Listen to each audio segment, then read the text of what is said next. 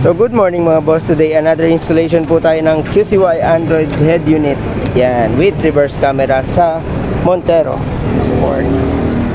Yan, check natin mga boss yung features niya. Yan, ito yung mga features niya mga boss. Ito yung yan, up drawer niya. Yan, meron tayong music na pwede nating i-control through steering wheel control. Yan.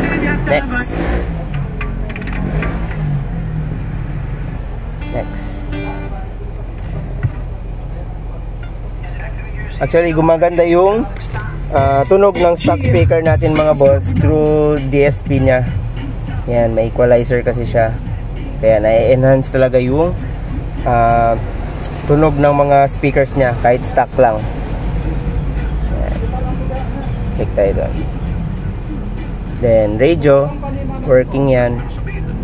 Pwede rin gamitin yung steering control pa rin.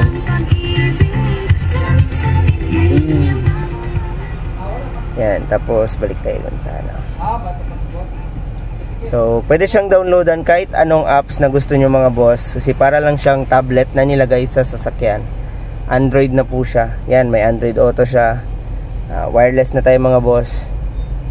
Yan, pwede nyo i-connect yung mga phone nyo. Then, Google Maps, Netflix, pwede rin. Yan, may YouTube tayo dito mga boss. Spotify, ito, Play Store. Kailangan lang mag-sign in ni bossing ng kanyang Google account para ma-access niya yung lahat. So, yun lang mga boss. For more inquiries, just visit us here sa Shell Banale. Yan. Ito po yung shop natin mga boss. Tapat lang po tayo ng Shell Banale. Yan. Android Auto Accessories mga boss. Yan. Highway lang tayo mga boss. Ride safe.